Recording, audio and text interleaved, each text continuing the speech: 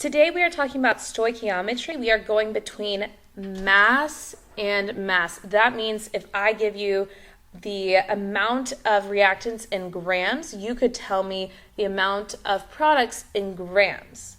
So whenever we are using stoichiometry to find an answer, we have to always have a balanced equation.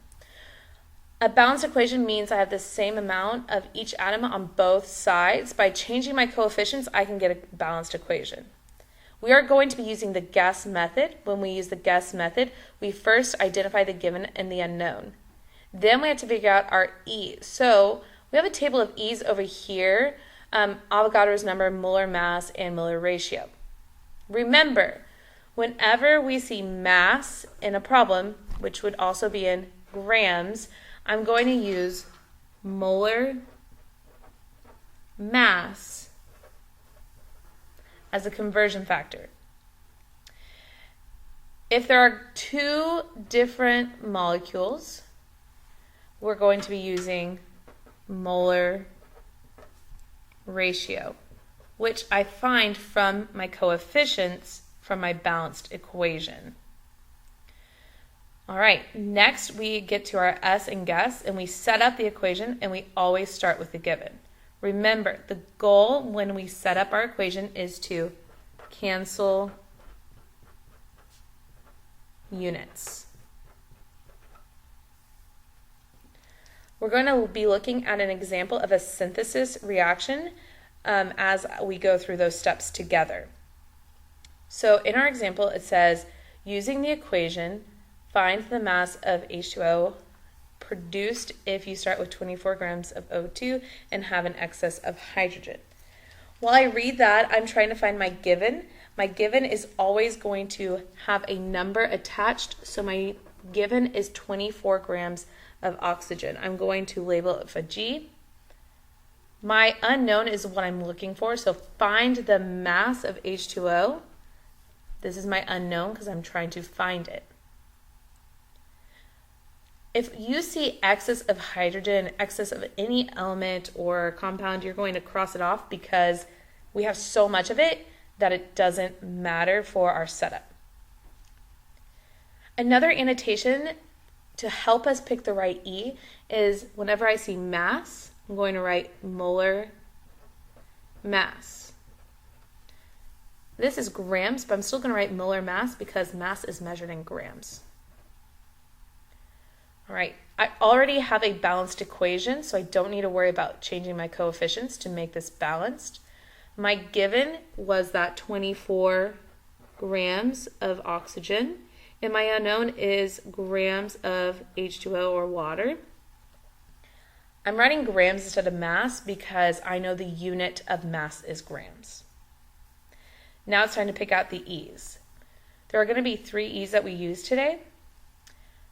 I know that I'm going to use molar ratio because I have 2 different compounds.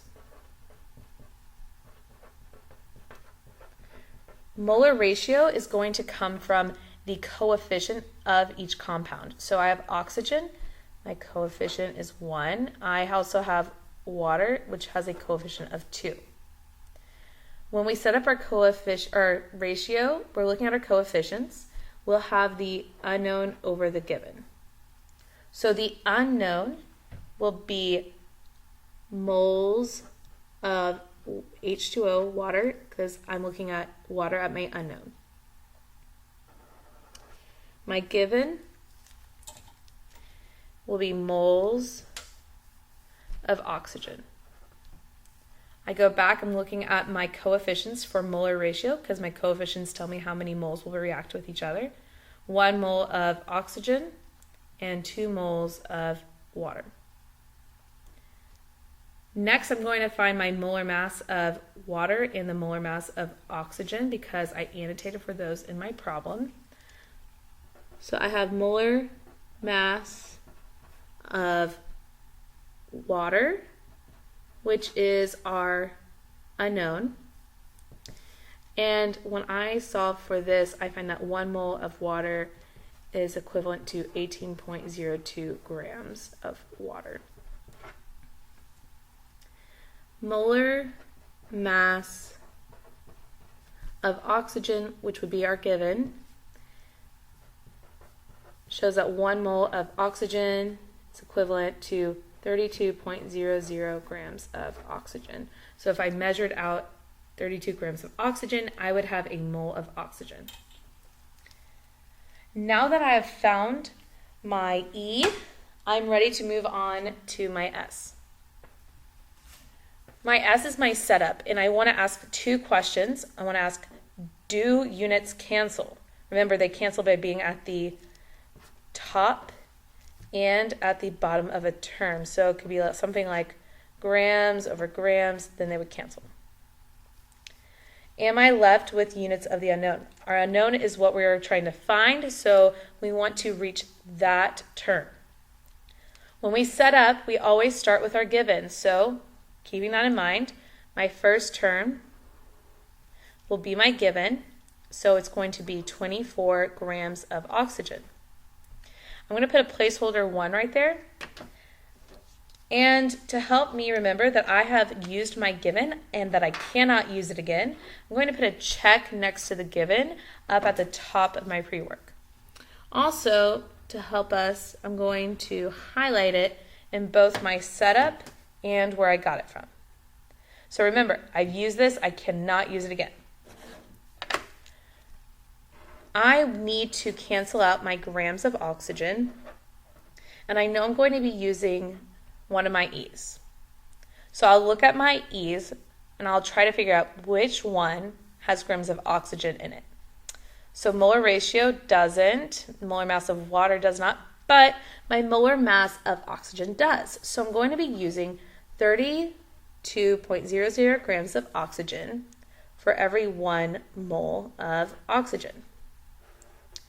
Now that I've used molar mass of oxygen, I'm going to check it off. I'm going to use a different highlighter so we can keep it separate. I'll use pink.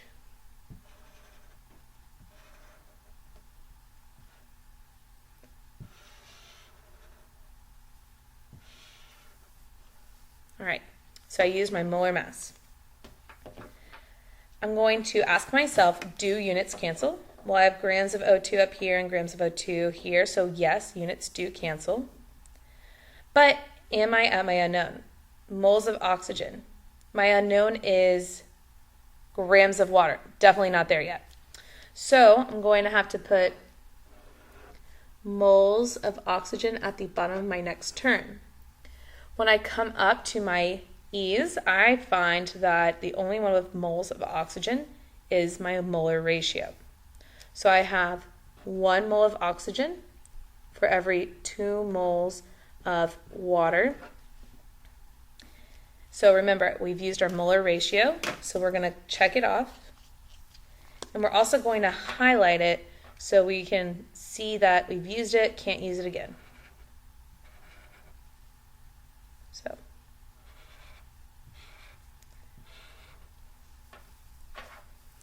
now it's time to ask ourselves those 2 questions. Do units cancel? Yeah, grams of oxygen, moles of oxygen. Okay. Am I left with the units of the unknown? I am left in moles of water. All right, sounds good. But when I come up here, my unknown is grams of water. That means I'm still not there. I need another term. So I'm going to set up one more term. I have moles of water at the top, so I need to cancel moles of water because I want to be in grams of water. So moles of water is at the bottom. The only E left is molar mass of water, so I'm going to use that. So 1 mole of water is equivalent to 18.02 grams of water. So now I've used my molar mass of water. I'm going to use a different highlighter to show that that has been used and I can't use it again.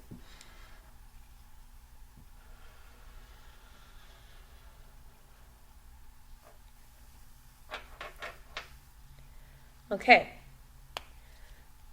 now I'm going to double check. Do units cancel? Grams, grams, moles of oxygen, moles of oxygen, moles of H2O, moles of H2O, and grams of H2O. It looks like everything does, so I'm going to cross off the ones that do. Crossing off my grams of oxygen, because they're at the top and at the bottom. Moles of oxygen, because it's at the top and the bottom. Moles of water, and now I'm left in grams of water. Does that answer question 2? Am I left with units of the unknown? Grams of water. Go back up here. Oh, yep, grams of water is my unknown. So I know I have the correct setup. I'm going to pause here. I want to point out this term right here.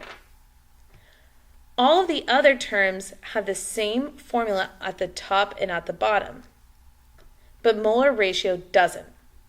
Molar ratio is really special. We're going to call it our bridge.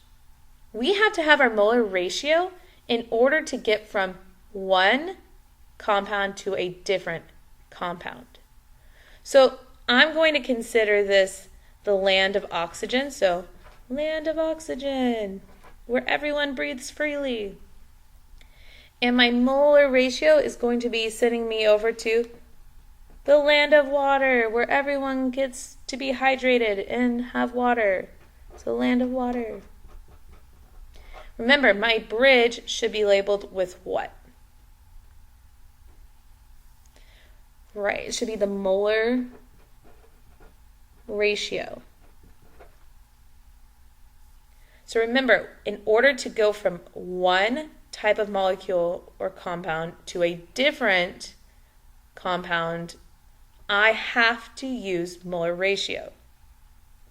What do you have to use when you're going from one molecule to a different molecule? Molar ratio. All right, the last thing to do is to set this up in our calculator. Remember, we're going to be typing these in as fractions, so it'll be 24 over 1 times 1 over 32 times 2 over 1 times 18.02 over 1. When you do this, you're going to find that you get 27.03 grams of water. To show you what that looks like in your calculator, it would be 24 divided by 1 times 1 divided by 32 times 2 divided by 1 times 18.02 divided by 1.